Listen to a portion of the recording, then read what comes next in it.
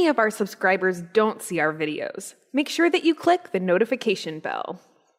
And if you haven't already, follow us on social media for tips, tutorials, giveaways, and daily inspiration.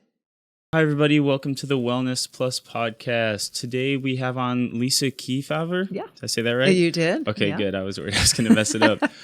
She is the founder of Reimagining Grief, and she also hosts her own podcast. Is it Grief is a Sneaky Bitch? Grief is a Sneaky Bitch. And it's a title you won't forget.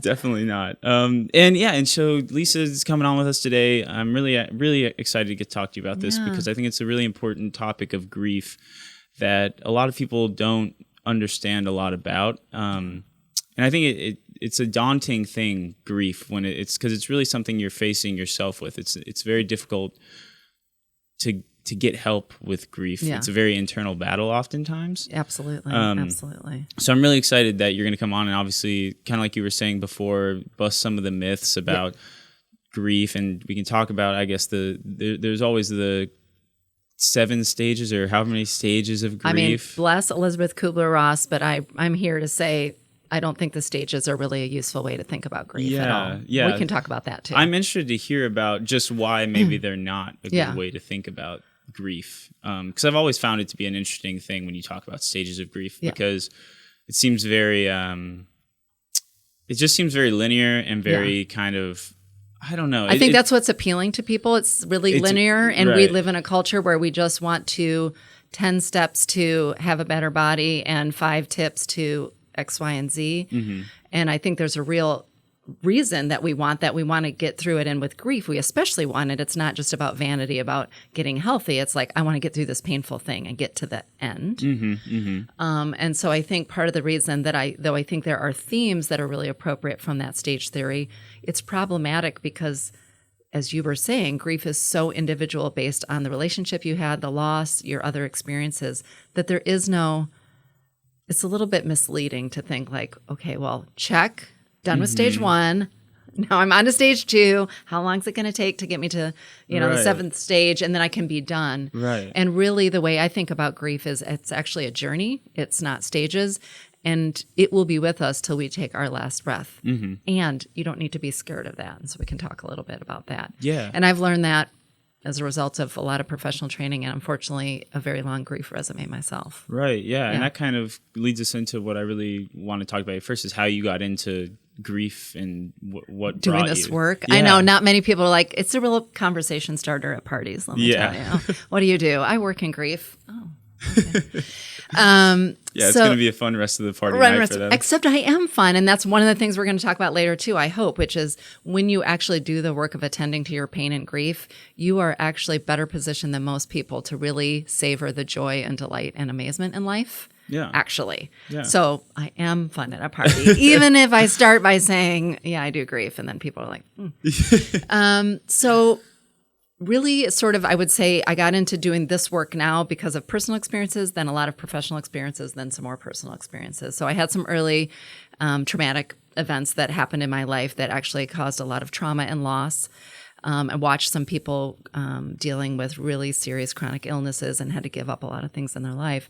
And I think those experiences in my life influenced me to become a social worker. So I trained as a clinical social worker and practiced as a therapist and social worker in a lot of settings over the last 2 decades, from foster care and adoption, which of course actually have a lot of issues around loss and trauma and lack of attachment. Worked in public housing, did therapy for folks who had experienced major losses, including death and their own illnesses. And then in 2011, my husband was diagnosed with brain cancer and passed away in my arms, leaving me a widow at age 40 and a parent to our daughter who was only 7 years old at the time. At the time, I was running a clinical department of a big family services organization, so I was back to work within a few weeks, which we can talk a little bit later about work culture and grief. Yeah. And part of the reason I created Reimagining Grief. And had to sort of navigate my way back to sanity while working and raising a child. And then a few years later was by the bedside of another friend who passed away in my arms from MD, muscular dystrophy. And through my professional time, and now it's been 8 years since my husband passed, I was really grappling with what are the ways that we are so ill-equipped to talk about grief, talk about pain, like in my family of origin, even my friends who I thought, if they ever watch or listen to this, you are amazing, you did well, and really aren't equipped because we avoid everything that has to do with pain and discomfort. How companies, like my job asked me to come back to work after 2 weeks because they were in a pinch.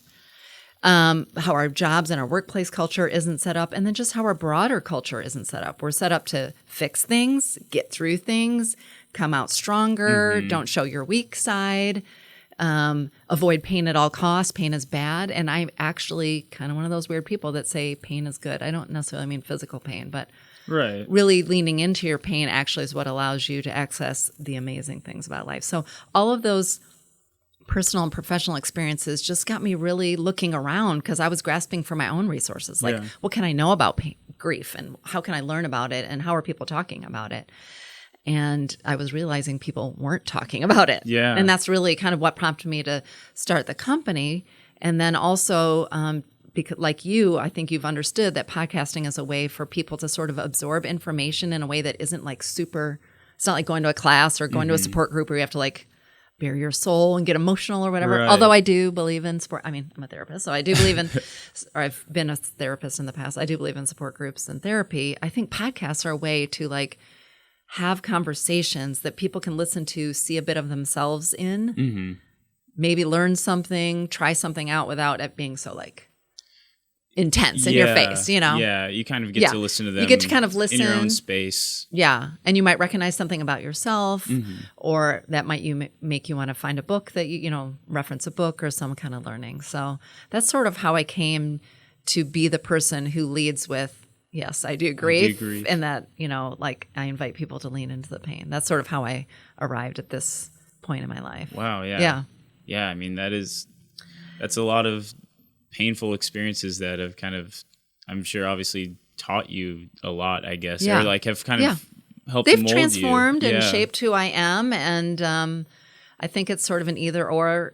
I worry a little. Sometimes people be like, you're stronger because of the pain, and I do think there's ways in which I see the world differently because of all the things that I've gone through.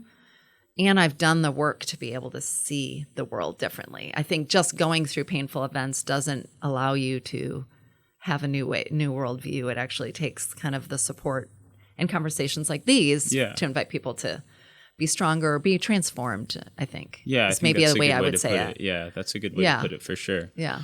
And so with kind of like you were saying, when you were kind of searching for tools or for support or trying to find out information about grief, you said basically you started to find that most people just weren't really talking about grief. They weren't. I mean, I'm sorry, I didn't mean to interrupt. No, you're fine. No, I don't think people are talking about it. I mean, there's kind of your few standard books that are out there kind of on the market, a few kind of celebrities later, many years after my husband passed away, Sheryl Sandberg of Facebook wrote her book about it, but there's very few books about it. And even there are many communities, including our community in Austin, do have like grief and loss centers and do have support groups. So I'm not saying that there aren't resources out there. But what I was noticing is we weren't talking about it in the really raw and real ways it is. We were talking about it sort of neatly, kind of like wrapped up and like they got through it, they moved on. Yeah, like, right. They moved on. And there weren't any I wasn't seeing any stories out there that really reflected like what my journey was. And then that made me feel one of the things about grief is extremely isolating and disconnecting. And then when you don't see your story or your emotional experience reflected out there, you feel more isolated and you feel more like, maybe this is just me and I'm crazy. And then because we aren't trained as human beings to really lean into pain and know about grief, everybody in our life who loves us to death don't know what to say. And when they don't know what to say, they just stop showing up because they're worried they're going to say the wrong thing. But the problem is what you're saying by not showing up is your pain is icky and it feels contagious. And it reminds me that I too could lose my husband, as an example, or whatever the grief story is. And it just tells the griever kind of, you're bad, you're wrong for feeling this way. You make me uncomfortable. Again, nobody's intentions aside, unintentional. And so I realized, like, that just got me curious. I've just been, and I'm a major curious person. So it just got me wanting to dive into, like, do we as a culture talk about it? I've thought often about, where do we first learn about grief? And really where we first learn about it is in our family of origin. Right. So that's got me really curious, going back to my own story. But that also is actually how I open up each of my podcast episodes on Grief is a Sneaky Bitch. Is I ask people, what's your first memory of grief? What did it look like? How did the people in your family, if it was in your family, how did they talk about it or not? Right. Did they only show sad? Did they, like, sort of like, how did it start in your family? What maybe religious practices or community, what does that say about grief or not? And then kind of like, what does your workplace culture look? What does American culture look like? It just got me interested in the ways we talk about grief at all those levels. If you think about it, here in America, we were built, we were built on pull yourself up by your bootstraps. You're going to succeed. If you don't succeed, it's just you only have yourself to blame. Don't ask for help. Yeah. Like our cultural messages are really antithetical to actually what healthy grieving looks like. Yeah. And also our culture is very, we, especially as we've, evolved over the last few hundred years, is very not just individualistic, like your success is tied to your own individual work ethic and, God-given talent or whatever. But it's also, we don't live in big families. We don't really live in communities. Most of us are friends we communicate with on social media, not in person. So there's all these things that are happening kind of at the cultural level and the family level and the workplace culture level that don't actually encourage us to do grief well. Yeah, absolutely. Yeah. And if there's such a thing. Oh, yeah. I mean, it seems like there definitely is such a thing. And yeah, kind of like you're saying, it seems that for sure, I don't know if people have ever been that great about dealing with grief on a cultural level in America because of a lot of the things you're saying there. I think that's definitely pretty accurate. Yeah. With the pull yourself up by your bootstraps mentality and things like that. And then now with, with a lot of these technological changes, I feel like even beyond just on grief, but just on human personal levels, people are really struggling to connect anyways. Absolutely. And so if you can't even connect on a base level, just you see people out, they're not really, a lot of people aren't connecting as well as they used to. A lot of people are just on their phones, they're listening to music, they're doing different things that are, which I think is causing personal suffering at the like intrapsychic level, but I also think it's why we're seeing so much like metacultural conflict is because people aren't connecting in ways and seeing our shared humanity amongst each other. We're only sort of seeing these polared messages. Yeah. I mean, not to get political, but I think that is rippling down to, or rippling up, kind of goes in both directions because culture influences us and then we influence culture.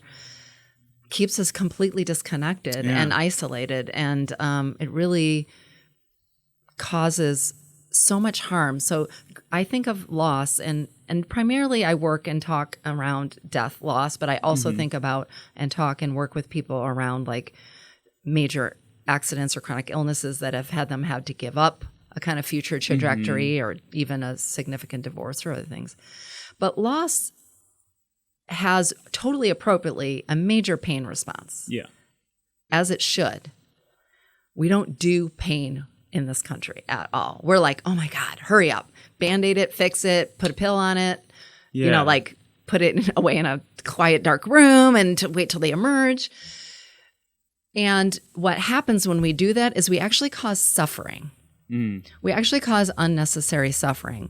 So part of why I'm trying to like aerate these conversations and try to sort of bust myths, and really my sort of vision is to change our narratives of grief, like at the national level. That's like my big dream that we're gonna do it. You're gonna do it together with you, and we're gonna do that.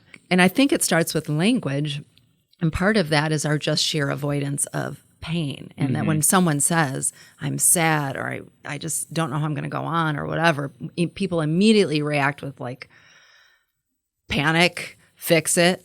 They show up in the fix it mentality. Then people feel isolated or wrong or weird. And actually what you're telling them when you just tell them, hurry up and fix it is, oh, I'm not going to come to you again because you're not actually going to listen to me. So then we create isolation, and that isolation is what creates all that unnecessary suffering. So the pain was going to be hard enough to get through.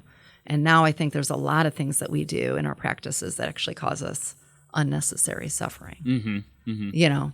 Yeah. And that's at that cultural level too. And that unnecessary suffering really ties back to what you were talking about, which is just the ways in which we are completely disconnected from each other. If you think about it, how we connect right now is on social media about all the good things that are going on. Yeah, we're like, I lost weight, I got married, had a job, I have 12,000 followers, I have friends. And again, I think I use social media to deliver my daily invitations. I think there's a lot of ways in which some technology has actually been positive. Oh, yeah, for sure.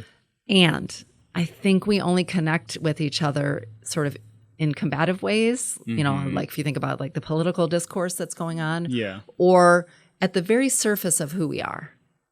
Our jobs, our health, our looks, our whatever. Yeah, for sure. And then means we don't actually know each other or see each other. And then we worry, well, I don't want to share my pain story with you, Ryan, because when I look at your Instagram feed, I'm not picking on Ryan. I don't know about his Instagram feed, but, you know, I'm just saying like, you're happy, you traveled, you did this, you did that. And so now I'm thinking, well, it's been 3 years. I guess I should be over it. We can talk about the word should, by the way. Yeah. It will be banned from my vocabulary. Then we start to think, oh, I should be over it. I shouldn't talk with people about the pain because Ryan doesn't want to hear about it because Ryan's out living his dream, doing his work. Right? So there's ways in which that just doubles down our isolation. Oh, yeah. I think definitely. I think especially with like the Instagram lifestyle that has really, really taken over. Yeah. You only see the beautiful, like most amazing parts of people that I'm in they Bali want you bathing to see. on the beach, you know? Yeah, and it makes it so much more difficult for you to want to kind of like connect with these people on these real and be vulnerable. deep ways. Yeah, exactly. And it's going to make you feel kind of question maybe the grief or pain or whatever that you're feeling within yourself because you're looking at everybody else on Instagram. Right. It's like, man, this person looks so happy. They're doing all this stuff. Like, why am I not doing that? Why do I feel this way? And I feel like it is even more further isolating, kind of like you were saying. Absolutely. Because we're only seeing mirrored this one piece of ourselves or one piece of the person. And so it's making us sort of question our own vulnerability. And then to your point, so I don't want to reach out and be vulnerable to you to say like, I'm really like, I don't want to get out of bed today, or, you know, grief is such a sneaky bitch. I was crying in the car for 2 hours yesterday and I wanted to call you, but I didn't want to bother you. And because you on the other end, again, not you, Ryan, but you, the other person, hasn't dealt with their own pain and their own grief and figured out how to be vulnerable, even if I did reach out to you, you probably wouldn't know how to respond.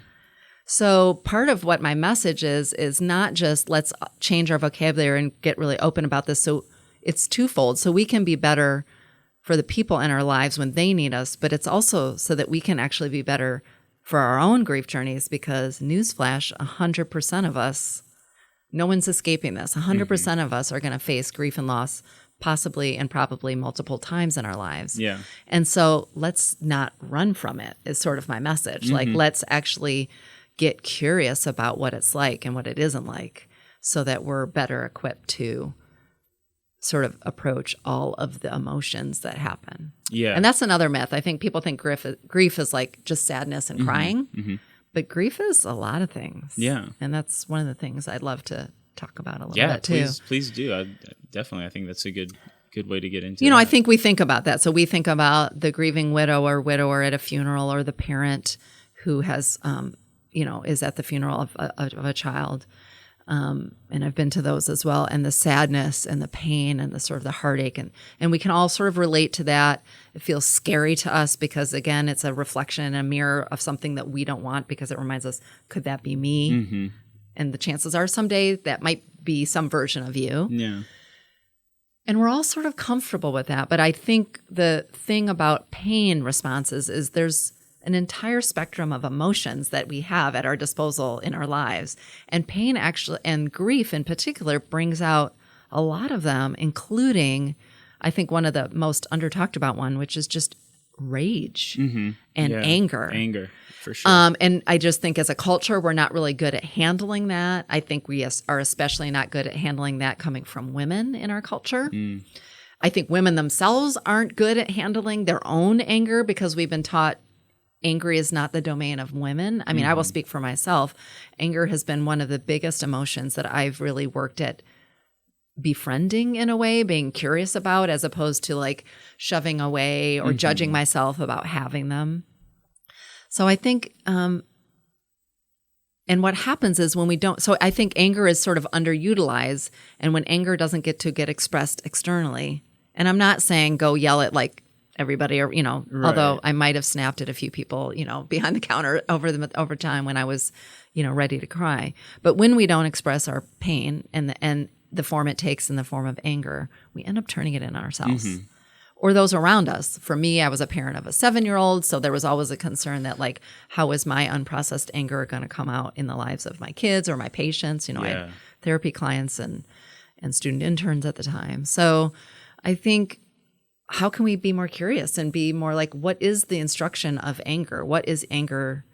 What is that emotion teaching us? And that emotion is in part teaching us we had a story. We had a plan.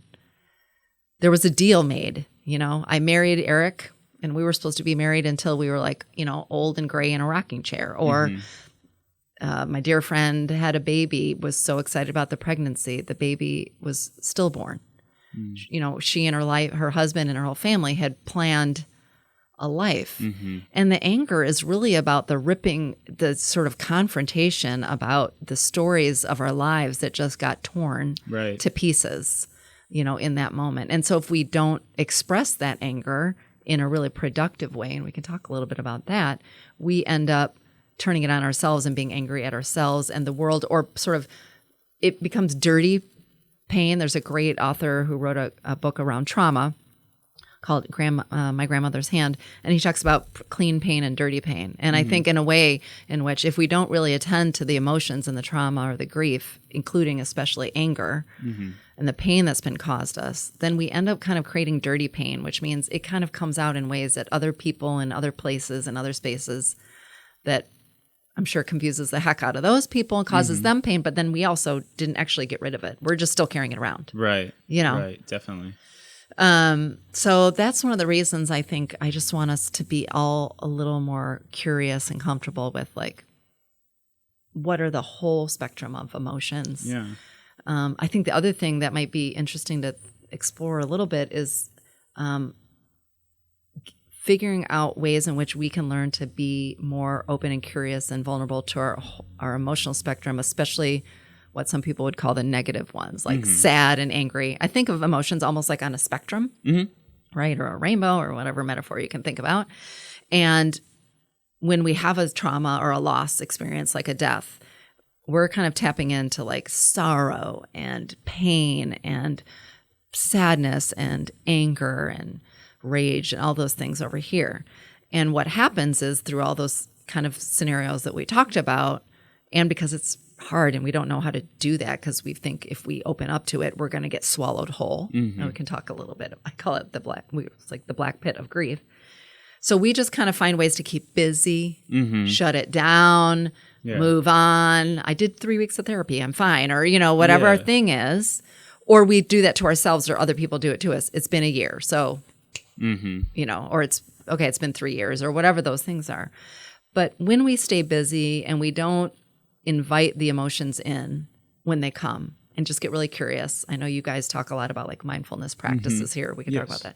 So when you don't get curious when the negative feelings come and you shut it down, you may have like borrowed yourself some time, but it didn't go anywhere. Right. The pain and the anger and everything is still there, and it's going to show up again in those ways of dirty pain, or it's going to like pop up somewhere else. And maybe even worse than that is that you actually have just like squished all the other emotions on the spectrum of your emotional range. So I almost think about it like muting a rainbow or something. Okay, yeah. So if you've muted down, because you didn't actually deal with it, if you've muted down the pain and the anger and the sorrow and the devastation, the bewilderment, all the things that come with your pain, you don't get to, it's not a la carte. You don't get to choose, like your emotions. So actually what happens is you are less able to really access joy and delight and amazement, and like a real rich love and connection, because you don't get to have access to kind of one or the other. You've just smothered it all. You're kind of pushing it all to be numb almost. Yes, there's a numbness there. And I think we are, and when I talk in the we, I'm throwing myself under the bus in almost every one of these scenarios. The reason I've sort of come to this learning isn't just because I've been a professional in the space. It's also because I've made all these mistakes. I've learned all these lessons. I won't call them mistakes. I've learned all these lessons along the way. So I did that too. I went back to work after 2 weeks. I was in a group therapy and I was a practicing therapist, and I reached out to friends who were amazing. But I took on a new job. I moved houses. I actually moved from Michigan to Austin, Texas, and helped launch I created a nonprofit program here in town called CareBox Program with Jillian Domingue that helps cancer patients. So I was running that 70, 80 hours a week. Wow. I was busy. Yeah. A lot of distractions. And a lot of good things came out of it. My daughter's 16, a junior. She's doing well. That nonprofit is serving cancer patients. Great things have happened. And when I sort of reflect back, I think, wow, I was spending a lot of time being real busy, which was a really great way to anesthetize all those emotions that I didn't really want to deal with. And it really honestly, and it's not like I didn't do any of the work and shame on me. There was work that was done along the way. But when I look back, I think there's just so much more. There were many more opportunities for me to lean into and be curious and vulnerable with myself and others around my pain that would have allowed me to really actually jump on and savor the way I do these days, the sort of just unbelievable joy and delight and amazement I feel about waking up every day, about connecting with people, about learning new things, everything, because I was just so busy kind of running from that stuff. Yeah, definitely. Yeah. And I think that's a really, super common way for people to deal with their grief. I think that's probably the go-to for people. Any pain, right? Yeah, it's like fix it, go, be busy. Find a way to get your mind off it. Just kind of ignore it. Yeah. When you think about all of the anxiety and the depression and the addictions and the eating disorders and those things, though there are a lot of chemical, like physiological, biological things that are happening there in those, so I'm not just blanket statement. Right. But a lot of those behaviors come out of the running from some pain, whether it was abuse or grief or loss or trauma. Those sort of coping mechanisms maybe served you to survive, that fight or flight in that moment, but they've become extremely maladaptive. So all of that busyness that we do, and then we're tired all the time, so then we just start taking caffeine pills, and then we just start taking whatever, this thing or that thing, because I'm just tired all the time, as opposed to the invitation that I would say, which is slow down. What's the hurry? Right? Like, you're going to be slow for the rest of your life if you don't slow down now. You just think you're not. Yeah, I think it's a lot of people looking for the immediate fix or a very just really just the short term, something that's going to make me feel better right now, or going to maybe not make me feel better, but at least take away the pain right now, or wake me up right now, or give me the energy right now, or make me stop crying because I have to show up at work. I mean, I've been there where pulled into the office and I'm like, okay, Lisa, it's like I have a meeting in 30 minutes. I've got to see a patient. You can't be crying when you're seeing a patient. Get it together. Yeah. And I really want to clarify too, I don't want to minimize our need to find solutions. So I'm not saying there aren't moments, and it's totally appropriate in times to find whatever resources and tools you have at your fingertips to kind of not every moment is a moment to be curious and vulnerable and get into your pain. Sometimes you have to show up to work and you've got to take care of your kids and you've got medical things to attend to. So there's no way in which I'm trying to say you should always just sit cross-legged style and stare at your pain for forever in a day. And what's the problematic thing is we just get really good at the fixing and the avoiding and the numbing, and we don't. We'll say we'll do that later, and then later never really comes. Get to it. Yeah. So I think that's, and again, back to that sort of cultural influence. As a social worker, I always look at, it's important to be curious about your own behaviors, but it's also important to put it in the context of kind of like those behaviors came from a language we learned and behaviors we saw in our bigger culture. And in our culture, not just with grief and loss, in everything, it's like tech, startup, business, everything is like more, bigger, better, faster, scale, you know? Yeah. And none of those words, and I'm a narrative therapist by training, so words and language are really important to me. None of those words really bring up ideas of meditation, curiosity, slow, you know, progress. No, progress is not okay. It's like success or nothing. You know, are you over it or not? Have you moved on or not? And so no wonder we struggle with it so much. I mean, that's kind of the kindness and like the gentleness I would want to invite people to give to themselves. It's like, be kind and gentle and loving to yourself, because how would you have known how to look into your pain, slow down, practice mindfulness, practice breathing, do the kind of techniques that you can do?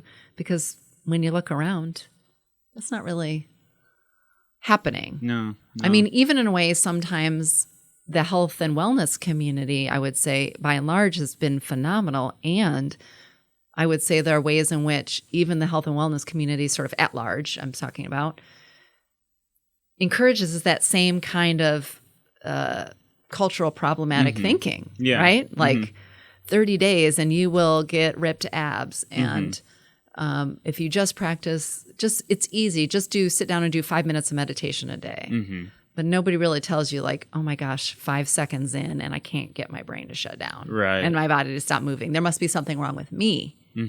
As opposed to like, no, we live in a 24/7 world. Yep. You haven't been taught that. How would you know how to do breathing exercises or do a body scan or be curious about the emotions that are coming through your door? You wouldn't know that. No. So again, that's part of like why I want to have these conversations. It's why I try to go into companies and do trainings and workshops.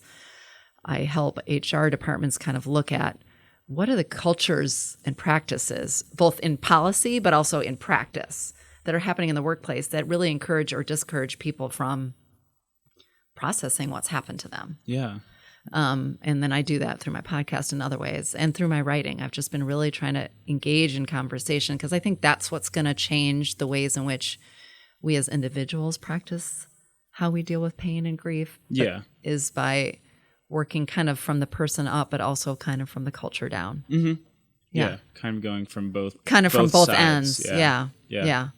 I would agree 100%. Yeah. And kind of going back, I know you had brought up the whole anger feeling that you feel is really particularly difficult to I guess understand or to be mindful of or just to express. Yeah. And so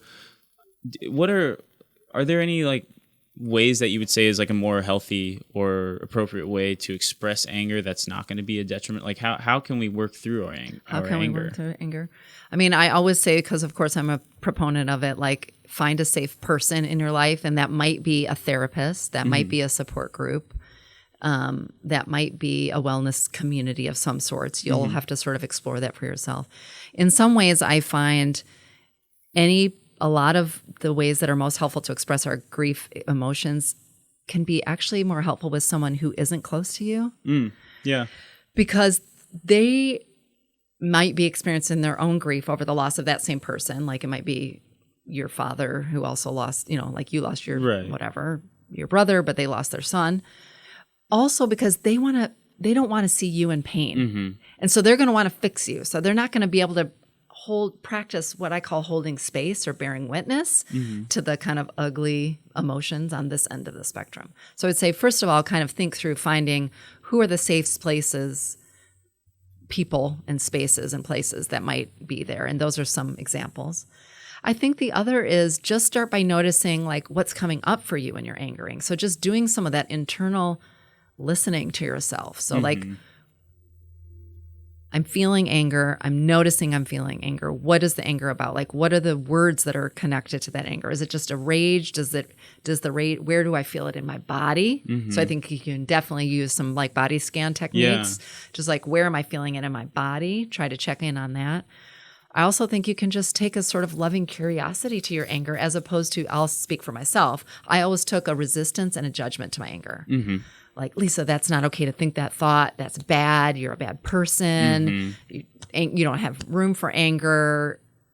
I also really associated like anger with thinking I was going to go crazy. So I associated like, if I let the anger in just a little bit, I'm going to go from like slightly angry Lisa to crazy, Lisa off the end. So I think just also starting as those feelings come up when you're hopefully in a quiet or safe space, or find a quiet or safe space, to be curious. Like, what is this anger? Where is it in my body? So you can do some body scanning, noticing, is it in my gut? Is it in my jaw? A lot of times people carry it in their jaw. Is it in my shoulders? But also, what is the anger? Is the anger over the death? Is the anger over I'm now the only person responsible to carry forward? Is the anger about how the death happened? Let's say it was an accident or a medical mishap or someone, just whatever the kind of circumstances of the grief and loss. Like, start to be curious about what is the anger and what could it teach you? Yeah. I think. Definitely. And especially you kind of touched on already, but basically I think a lot of people, like you said, you were scared to let even a little bit of the anger in. A lot of people are scared and they feel... Because we're not used to practicing anger in a safe way. I don't advocate being violent or being aggressive or even yelling or talking to somebody, but we don't practice it. So when it's a foreigner in our emotional repertoire. Yeah. We're like, who are you? That does not feel good. I don't know you. I don't know what you're about. Are you going to like take over my brain and my emotions and co-opt? I'm not going to be nice Lisa anymore. I'm just going to be like rageful, crazy Lisa. Yeah. I think it's important to not, kind of like you were saying about not judging the emotions either, not feeling bad for feeling certain ways, because that just kind of leads to more suppression, more, you're just not dealing with the emotion. I think kind of like you're talking about these body scans, using a lot of different mindfulness and slowing down. I think really just slowing down and saying it's okay to feel this way and trying to figure out, where am I feeling this? Why am I feeling this? Because usually, especially with anger, it's obviously you're angry that the event happened, but underneath there's a hurt and a sadness. Yeah.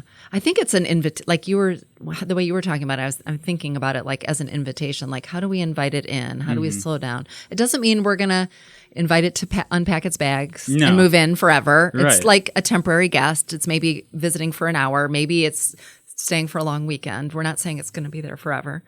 But invite it in. Be curious. Why are you here? What are you trying to teach me? And also being sort of curious about like, how am I reacting to it? Is there a lot of judgment about myself? Are other people in my lives, by the way? Sometimes that happens. So like your well-meaning friend or your boss said, you just seem so angry all the time. So then they're judging you. So then you're like, well, I better tamp that stuff down. And yes, there are places and spaces to express anger or not. But all of those judgments get filtered into our own brain, and then we start judging ourselves. I call that the shoulds of grief. So I think we do that all across all domains of our life. I have an expression, don't should all over me. And I think it's really, too, if you start to listen for it, you're going to hear yourself saying it. I mean, not necessarily out loud, but in your mind. I shouldn't be angry. It wasn't their fault. Angry doesn't do me any good. My mom never liked it when I was angry. Or maybe I saw people who expressed anger growing up. Maybe you had a dad or a brother whose anger looked like violence or destruction. So then you start to worry, I have this feeling of anger. And it reminds me of this way I saw anger play out in my life that was not good. So I shouldn't invite it in. I shouldn't be curious about it. I shouldn't want to know. But the problem is, again, you can like take its bags, just to take this metaphor to its grave, and, throw the guest out the door and lock the door, but they're just going to be standing there waiting for you. And next time you open the door, they're going to be there and anger is going to be there. So how can you, in doses for a day at a time or an hour at a time, invite them in, be curious? Why are they there? What are they teaching you? I think that's true of our entire emotional kind of spectrum. But I think it's especially important for all those kind of hard emotions that we don't like to deal with, that we have to find ways to kind of invite it in and soften the power, because otherwise they become this looming presence in a way. And even though you're trying to mute them, they become this overshadowing presence, and they overshadow, again, happiness, connection, joy, amazement, delight, because you're always waiting for them to come knocking at the door and ruining it. Right. You know, many of us who have unprocessed trauma and grief and loss end up living a life that we're waiting for the other shoe to drop, because we are so sure that that stuff is going to come knocking at the door. And one of the ways in which I think working through your grief, which we can talk about again, is a lifetime. Sorry to burst anybody's bubble. It's not going to like be wrapped up in a year. There are things that are going to lessen, but one of the things that working through your grief allows you to do is to start, for me, and I've seen this with the people that I've worked with and friends who've done the apprenticeship with grief or the work with grief, is that you're able to let go a little bit of that thinking of that other shoe is going to drop. The truth is, another shoe is going to drop.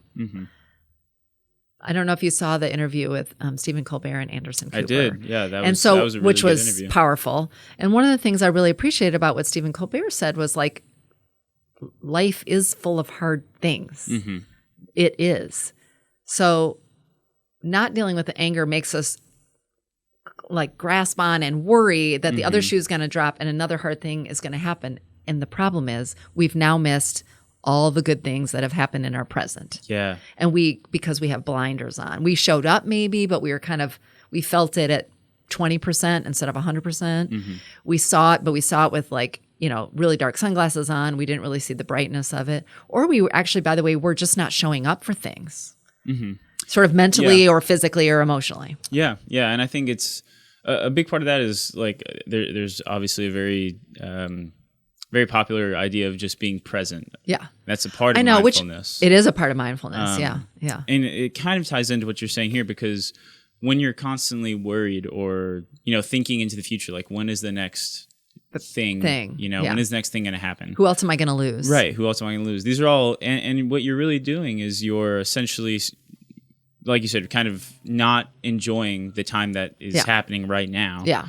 And you're worrying about things that at the end of the day you don't have full you have no control over. Yeah. And so the things will come or they won't.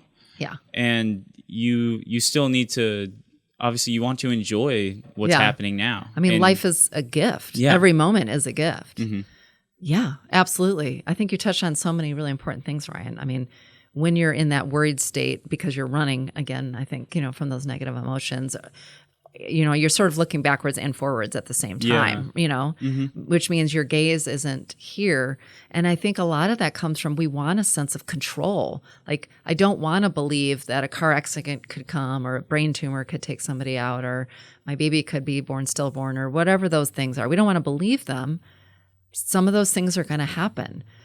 But we have this way of thinking that if we worry about them, that we're going to somehow change the trajectory and the outcome. And all we're doing is, as you said, not actually enjoying like the time I have with my husband in this moment, or the time I have, or the fact that, oh my gosh, it's a beautiful fall day. I mean, not here in Austin, Texas. It's still 100 degrees. Still 100 degrees. And then somewhere in the country, it's a beautiful fall day and the foliage is changing. And, so you're sort of missing those moments. Yeah. I do think I want to, having done mindfulness work in my therapeutic practice and in my own personal life over time, I do want to say I do worry a little bit, like we hear a lot, just be in the present, be in the now. And then everybody's like, either like eye rolling or like, I tried it and I failed. I'm just not good at it. Yeah.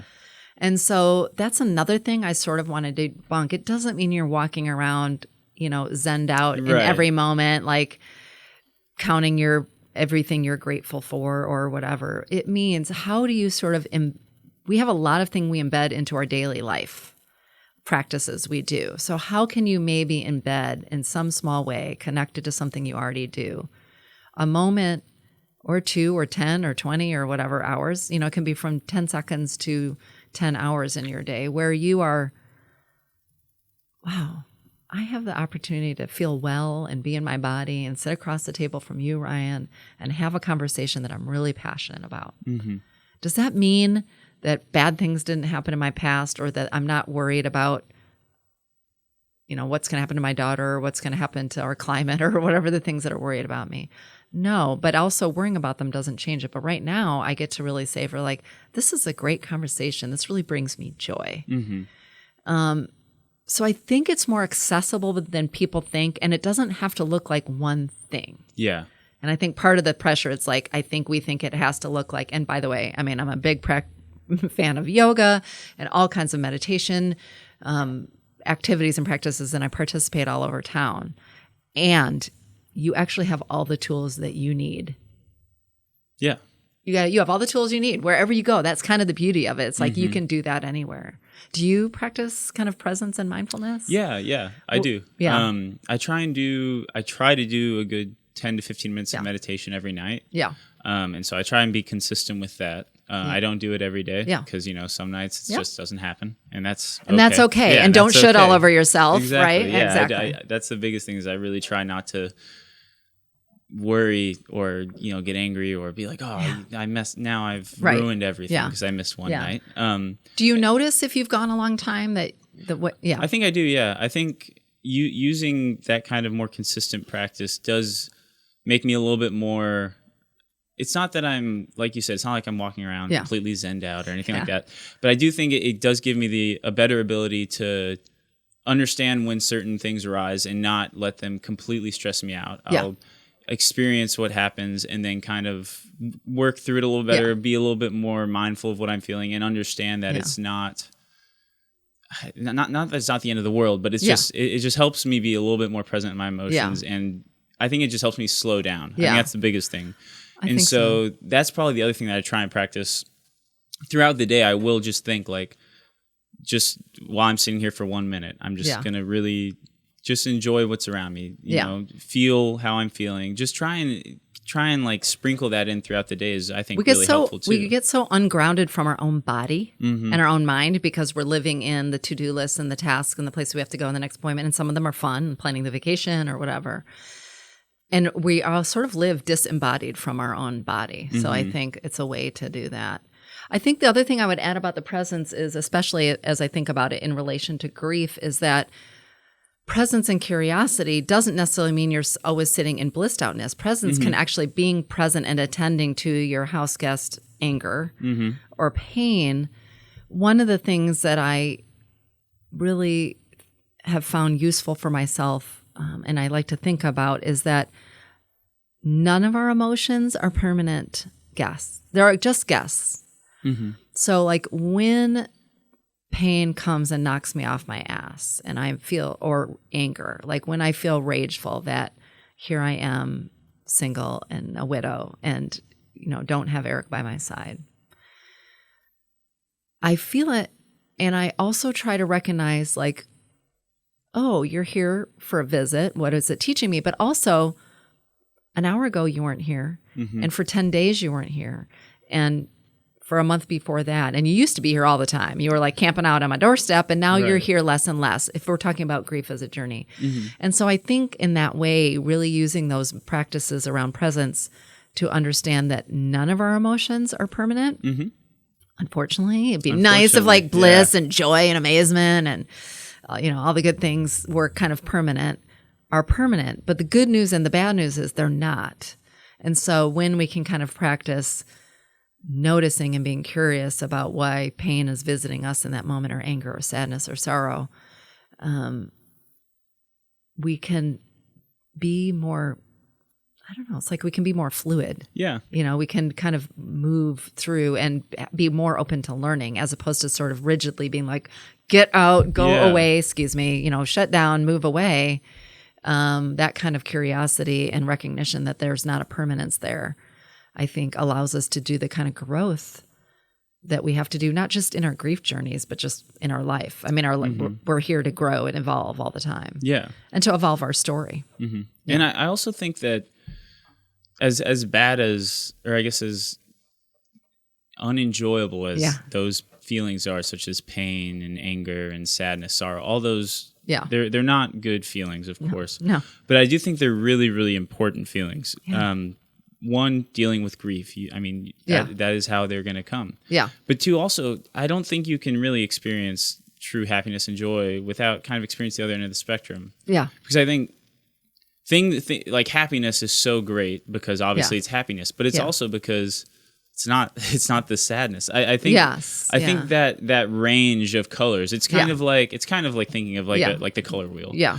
Whereas if you only ever had the beautiful, amazing feelings, those would eventually become kind of washed out. And you sort of take them. I mean, if you think about, I don't know if I've never lived in Hawaii, dream someday, but I can imagine if you see the sunset every day over the ocean, like maybe if you're not careful, you start to not actually see the beauty and that you appreciate that. Exactly. And it's when you live in snow-covered Michigan and then you go to Hawaii, you appreciate it. I mean, it's kind of a silly metaphor, but I think it's our analogy, but it's true. I think it's very accurate because it is, you can't just have, kind of like you were saying, it's not a la carte. You can't just have the good. And I think that's not only true in emotion, I think that's good or true in life and everything you do. Nothing is going to be great always. Yeah. And so I think you do need to embrace the full spectrum of emotions that you're feeling, the full spectrum of experiences that you go through. Because it does make, a bad experience here will help you learn and grow. Yeah. And that makes the good experience that much better. Absolutely. Right? And then whenever you are in that good experience, it's all the more reason to really, really cherish and enjoy that good experience. It does. And also, I think it connects back to what we were talking about earlier, which is when you've lived your kind of full range of emotions, you are so much better able to connect with another human being at wherever they're at in their emotions. So if you haven't learned to sort of befriend sorrow or pain, when your friend's husband dies or child dies and you don't know what it feels like to do that work, to sort of attend to your own pain, you are really at a loss to connect with that person and show up for them and have that connection. And that's part of that isolation. I'd love to talk a little bit about like, how do we show up? I was going to ask that. Yeah, I definitely think that's a good thing to talk about. Unfortunately, I mean, I do writing every day, so you can definitely check that out at Reimagining Grief on social media, and I try to talk like little tidbits. Unfortunately, like everything else I've been talking about today, there's no like 10 top things you're going to do, and you'll see articles on it, and I might produce one myself. But here's a couple of kind of things to think about. Maybe it's almost more helpful to think about what not to do than to do. Yeah. First of all is do your own grief work. Like, what is your relationship and beliefs about grief? Do you have beliefs that are like, people just need to move on or we don't talk about it? So like check your own beliefs at the door a little bit and do a little of your own examination first. Check your assumptions, and probably 99.9% of you have them, that it's your job to fix them. Their pain is real and it's normal and it's not your job to fix them. And even if it was your job, you couldn't do it. So like check your reaction, again, coming from like the most beautiful, good intentions, but like check your fix it mentality at the door. You aren't going to fix it for them. So I would say like check that at the door. This is before you even like sent a card, showed up at the funeral, opened up, asked them if you could stop by, whatever. Right. I would say talk less, listen more. I feel like this is a line from Hamilton there, but I think it's really true. When we're faced with pain and discomfort, we always try to fill the room with conversation. And it starts usually with, I'm sorry for your loss, which I'm on a campaign to ban that phrase. Again, the intention is so good. I'm sure some people listen to this and be like, oh, that Lisa is such a hard ass. She's so mean. But the person knows you're sad for their loss. They just want to know that you're here. That's all they want to know. They know, presumably, you knew the person and they love you and they're sad for the loss. So I would say talk less, listen more. My mantra is like show up, shut up, listen. And sometimes, by the way, the listening is just going to be to silence. Yeah. Or their tears or them raging against the world. But I think to the degree in whatever setting, whether it's a work colleague, a personal friend, a neighbor, a family member, whatever it is, how can we know our own biases, understand that we're not there to fix it, and show up and shut up and listen. It feels so antithetical to what we're taught back to the beginning of our conversation, which is like do, go, build, fix, scale, more. So when we see something wrong with somebody because they're grieving, we want to do, fix, make better, hurry forward. So it really takes back to why it's so important for us to all practice presence and mindfulness. It really takes us actually being so much more in tune with our own ability to slow the heck down to show up for them. It requires a kind of patience and a kind of understanding. So those are kind of like the emotional ways to show up, prepare. I think there's some real practical ways. So don't say like, let me know if I can help. The person who's especially experiencing early grief, there's the thing called brain fog. They don't have short-term memory. They can't think straight. They've got so many responsibilities they never had before. I mean, they have to plan I remember like I had to figure out, are we cremating? Are we having a memorial or a funeral? Like I have to go to those, government offices and get a death certificate. Like people are having to do so much stuff. Don't make blanket kind of like, let me know if I can help. Right. Be concrete. If you're already in that person's life and your kid goes to school with that kid, say, hey, Sally, I'd love to take Julie to school with my daughter every day for the next 2 weeks. Would that be helpful? And by the way, be prepared for them to say no, because we're not good at receiving help. We are so bad at receiving help. Or that might work for them for 1 week, but then the next week it really doesn't work for them. They'll change their mind. Let them change their mind. Yeah. But be practical. Or you know what? I go to Costco Sundays once a month. I'm going to get a list from you, and next time I do a Costco run, I'm going to do that for you too.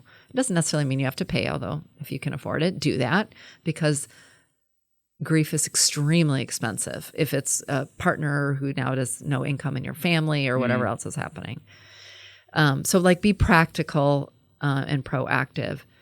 I'd say the third thing about showing up for people that I think is a real missed opportunity, and I'm not even saying how long the list is because it probably goes on, but I think the third thing is showing up over time. We're all really good at showing up for the funeral and maybe the 1 week anniversary and maybe the 1 month anniversary and then maybe the 1 year anniversary, which by the way, if someone in your life has a loss and they're close to you, I highly encourage everyone to put that person's loss anniversary in your calendar. Yeah. So you can remember to reach out at least on the anniversary. Now, grief doesn't just show up on anniversaries. Right. So, a la grief is a sneaky bitch. It shows up on Tuesdays, or it shows up when somebody walks by and they have the same cologne as your husband, or it shows up when you see kids playing on the playground. But show up over time and how you show up might look differently. So in the beginning, it might be showing up and shutting up and listening and literally getting down on the floor with them while they cry.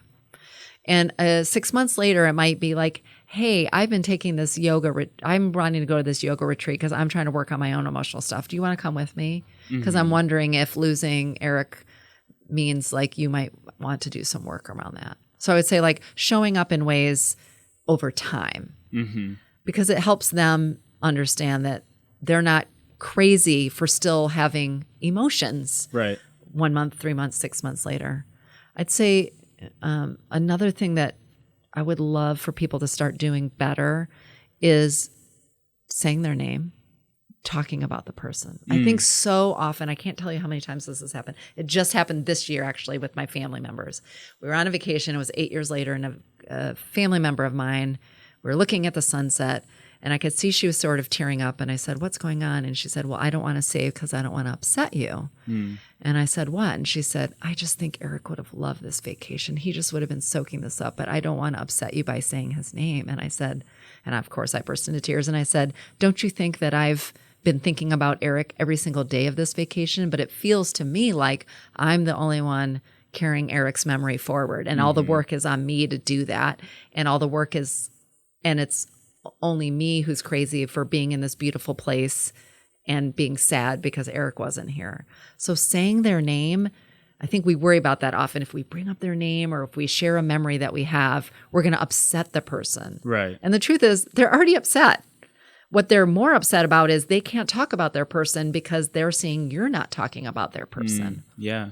So say their name, say a favorite memory of how she made you laugh, or he goofed up at that event or whatever the story is, because you're going to help them feel like they're not alone in the burden of carrying that person's memory forward. Yeah, I think that's huge because, like you said, they will always be thinking of the person. Yeah. It's not like you said. It's not like if you bring it up, oops. It's like, oh, I forgot about that. Yeah. They're always thinking about it. Yeah. And I think it's a beautiful way for, like you said, kind of you to help carry on all of these fantastic memories you have of the person, because it's a great way to remember them and bring them forward in our story. And you're not the only author bringing them forward in your story. Yeah, exactly. Because they're still with you. Yeah. I mean, they're, especially when you spend such a massive amount of your life. If it's someone you've loved, if it was a child, whatever it is, they'll be with you forever. Right. And I think it helps a lot for all the other people that also loved and knew them. Yeah. To or loved and knew you even. Yeah, exactly. To cherish and remember all of the fantastic things they did when they were here, or whatever it may be. Yeah. I think it does do a lot and means a lot for people. I would say on the flip side of bringing up the person's name and carrying their memory, bringing their memory into the story of your conversations is important. Sort of on the flip side of that is don't be what I call a grief thief.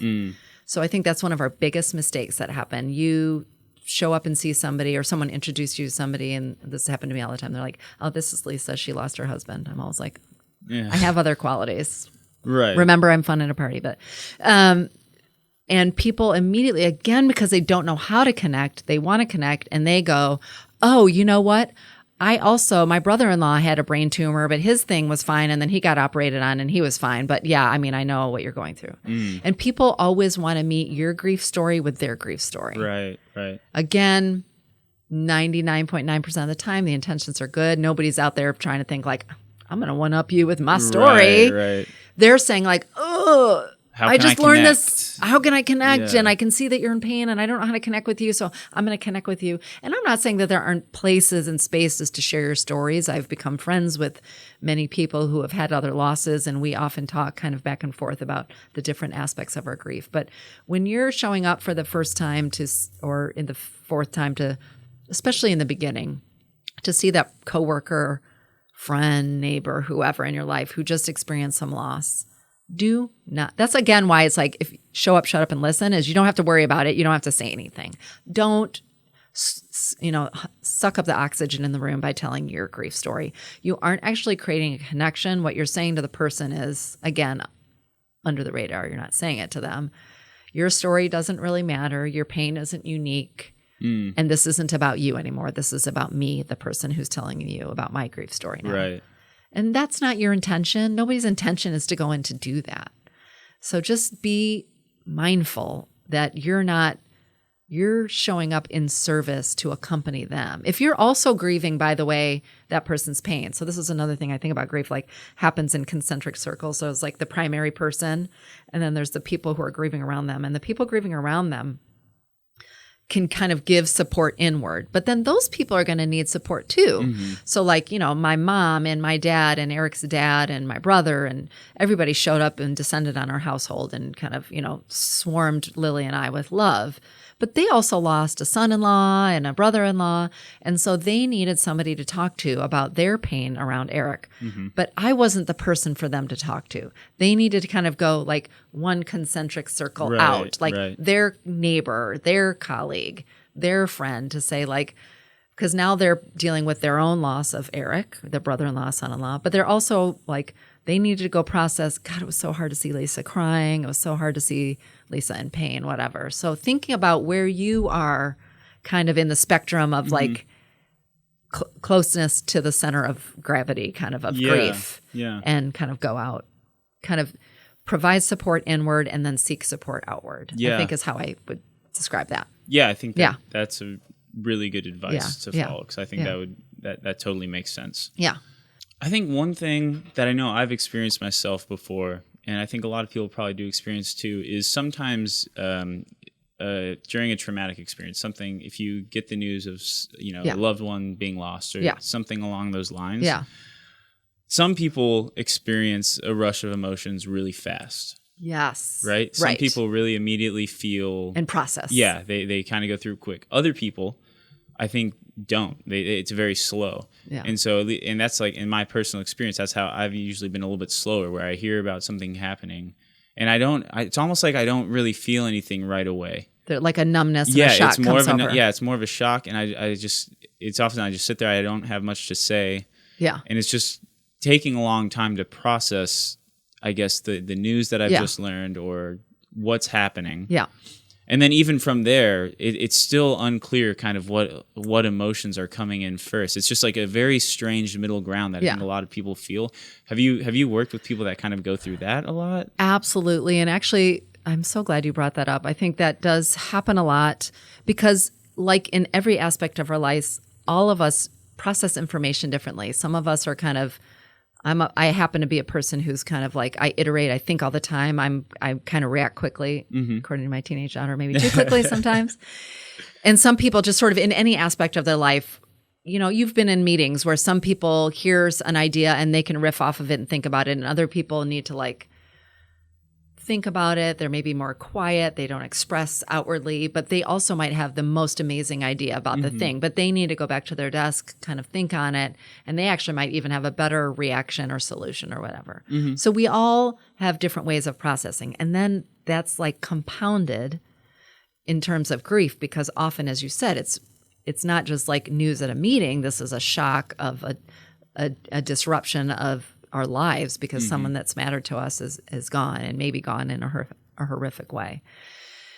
And then the challenge is that often happens. So I see this oftentimes in families, especially, or in work. I mean, in workspaces, and even just kind of in larger friendship groups. Is then people start to judge other people's way of grieving. Right. Like, Ryan doesn't seem like he's really sad about the news because he's not crying, but everybody else around the table is crying. Yeah, exactly. And I think there's such I'm so glad you brought this up. It's such a danger. It's such a risk. Yeah. So again, one of the lessons we all need to sort of think about as we do our own grief work is everyone grieves differently. There's no right or wrong way in that, especially in terms of expressing what your grief looks like and the timing of it. And that we actually cause more damage when we compete or judge each other. Yeah, definitely. And because I was going to say also on like the flip side of that is the person, if you are in like a larger group where everyone's being very expressive in their emotions, and for the person that isn't, or that is taking a long time to process, doesn't really know just internally they aren't knowing what emotions are coming up. I think it's easy for that person to kind of start judging themselves as well because they see all these people that are... What's wrong with me? Why am I not more sad? Why am I not feeling this way? Yeah, so I think it's just like on both ends, you have to be careful of it. Yeah, I absolutely think. And I see that happen. I see that in family systems. I see that happen in my family system, actually. We have quite a few different of us. We have quite a few family members who have processed Eric's loss and then our good friend Joe's loss differently. And there's absolutely judgment of the other, which again causes more disconnection. So like, I don't really want to be around you because you're not doing your grief the way I'm doing mine, or the way you're doing your grief makes me feel uncomfortable. Right. And then other people are feeling like, well, maybe I'm not doing my grief right because we already have so much hang up because I don't look like so-and-so doing their grief because I'm really quiet, or I'm only feeling rage, or I'm only feeling sadness and they seem to be... or I haven't been able to go back to work and they've been able to go back to work or whatever. So I think there is that self-judgment. And then that's kind of, again, back to what I was talking about at the beginning, there's sort of pain and then there's unnecessary suffering. And I think our inability to hold space for one another in the different ways we grieve actually causes unnecessary suffering for sort of everybody involved in that grief circle a little bit. So I think just to be mindful that it's your way, and to just go back to those original practices, be curious about like, why am I numb? Is this, it just might take me a little while to do it or to feel it or to come up, just be curious about it and not be judgmental for yourself and for others. Yeah, absolutely. Yeah. And one other thing is I feel like a really common question that people have or wonder about themselves is kind of wondering when is it okay to feel happy? Yes. Right? Oh, man, that's such a big one. Because a lot of people start to because if they feel a sense of happiness too early on, they all of a sudden feel guilty. Like, why do I shouldn't be happy right now? Yes. Again, that word should. Exactly, yeah. Should. It's also should is also a sneaky bitch. Should sneaks in. Yeah, I think that's a really, I think I would say my guess is 100% of people who have gone through grief have had one or more point along the way where they had that exact experience where they laughed or they looked forward to something or they felt feelings for somebody if it was, like a romantic partner that's lost. And then the memories come back and then there's a lot of judgment. I mean, I remember vividly the first time I laughed a few months after Eric died. I was watching the Daily Show back when Jon Stewart was on it. And because I couldn't sleep, so I didn't sleep and I'd be up all night just watching things to be busy and distract myself. Right. And I remember laughing out loud in the living room, like at 3 a.m. in the dark. My daughter's asleep in the other room. And I remember laughing at something Jon Stewart said and then immediately feeling so much guilt and shame and so mad at myself that I basically talked myself into crying again, basically, like at the end of that, because I thought there's so many stories we have in our head, like, oh, well, now that means I must not have loved Eric enough, or I'm not carrying his memory forward, or I'm not doing him justice, or, whatever the stories are that we tell in our head. So I think, again, that's an invitation to find grace and curiosity with yourself. So like, if I am happy again, that's an interesting gift. Would Eric have wanted me to be happy? I keep saying about Eric, but whoever, would that person have wanted me to be happy again? Did they love that we laughed together, for instance, if laughter was what was happening? What did I love about their laugh, etc.? To just sort of be curious and again, savor it, because happiness isn't going to stay either. So how can we find ways to just savor each new emotion as they come up, some of which we want to invite to leave and some of which we want to find ways to cultivate and stay, like happiness. But I do think that's such a common experience. And really my only invitation is invite it to stay. Don't judge it. Be okay with it. You are still here and you are still alive, and our jobs are to sort of feel into the entire expanse of our emotional experience, and that includes happiness. And there isn't, again, there's no manual or top 10 tips or a calendar that you can like, okay, well, I made it to day 65. Right. I'm allowed to laugh today. Woo! It's okay. But day 64, I couldn't have laughed. That wasn't okay. So I think just kind of having that grace and patience that like your happiness is going to come. And also the flip side, like, when you're a concerned friend because you haven't seen your friend laugh and you feel like it's been 2 months or it's been 3 months and I haven't seen them laugh. Well, two things. One, you haven't been around your friend 24/7, so they might have laughed or smiled or been happy. But two, maybe that's their course, and maybe that's an invitation to show up and shut up and listen and listen for the stories they're talking about. Are they talking about moments of happiness yet? Are they talking about accessing resources of support in town or not? So instead of going in like, you just need to be happy, or I'm going to take you to the comedy show so you can laugh when probably they're not ready, to just kind of be curious about like what might be keeping them from accessing that happiness. Or are they accessing it and they're just not telling you about it because, by the way, they feel guilty for being happy and you just don't get to see it. I think I did that a lot. Like when I showed up in public spaces, I found myself being mindful. Not that I was trying to look sad, but I found myself being mindful of like, especially, it was sort of like a group of 8 couples and Eric and I. And then when Eric died, it was like 7 couples and me. And I remember showing up in kind of community spaces where everybody knew him. And I remember thinking often like, what is someone thinking about me if I'm having a glass of wine or laughing at somebody's joke or making plans to go to a concert? Is anybody there judging me for being okay with being in this room now without Eric? So, I think there's a lot of, it's the sort of insidiousness of how grief shows up kind of everywhere.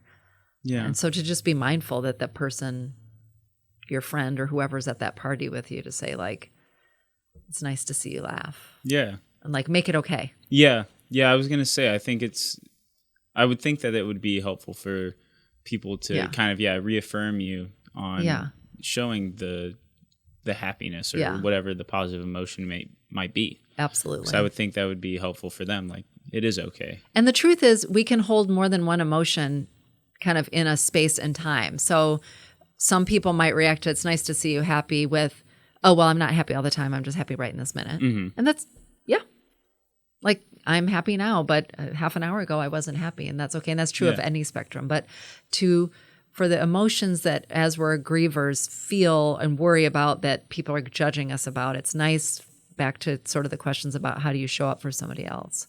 It's nice when a friend or someone you love can sort of affirm like, hey, I don't even know if you noticed, but I just watched you and you were like smiling and laughing and having a good time for the last half an hour. And I just thought I'd like kind of let you know and tell you how happy that makes me, or I'm excited to see that. Because sometimes we don't even kind of recognize that it's been happening because we're just so used to being in this one mode of being all the time, sad or angry or whatever. And you sort of don't realize like, oh yeah. You almost kind of gloss over it a little I guess I was laughing or happy or, having a good time in this moment. Yeah. Yeah, definitely. So important. So important. Yeah. Well, thank you so much for coming on. I really enjoyed getting to talk to you about this. Would you say, is there any kind of way you'd want to tie it all up here at the end? Or, I mean, we went over a lot of things. We did kind of go over a lot of things. I would say like grief is a journey. It's one that each person is going to navigate their own way on. There is no sort of one right way, and we're all going to navigate it. So how can we all, I would just say the invitation is, how can we all get more comfortable by starting with looking at what are our own grief beliefs and practices, and how might that allow us to show up better prepared for somebody else and for ourselves, when that day happens. Yeah. Well, thank you again so much, Lisa. It was really, really good to meet you and get to talk to you about this. Thank you. So your podcast is... My podcast is called Grief is a Sneaky Bitch, and it's on Apple Podcasts and Spotify, and you can also find it on my website, which is reimagininggrief.com. And our latest episode is actually up with a local restaurant entrepreneur here in town. Oh, cool. Talking with the Cilantro. With right? Jay Kim of Cilantro, talks really openly and vulnerably about the loss of his sister over the about a year and a half ago, who had been sick for many years. And some of the themes we talked about today, he really talks about how those lessons really taught him to think differently about life and business and his personal life, and having an attitude of gratitude. So check it out. Yeah, definitely. I'm going to go check it out. Because I did actually listen to the first little bit of it. Yeah, fantastic. I have to listen to the rest of it. I've got a couple more episodes I need to produce, and they'll be out soon in the next month too. Awesome. So. Well, I'll follow up and keep listening to those Sounds too. Great. I'm awesome. Open. Well, thank you again, Lisa. Yeah, thank you. We're the only country in the world that separates the mind from the body. Yeah, the only country. I'm joined today by Athena, Jezik, Ed Norden, Robert Gardner, Dr. Paula Bruno. The body has a natural ability and tendency to want to heal. It doesn't have to be complicated or costly. I can talk science. Yeah, we'll talk science for sure. We do often need to supplement with magnesium. Unbalanced life.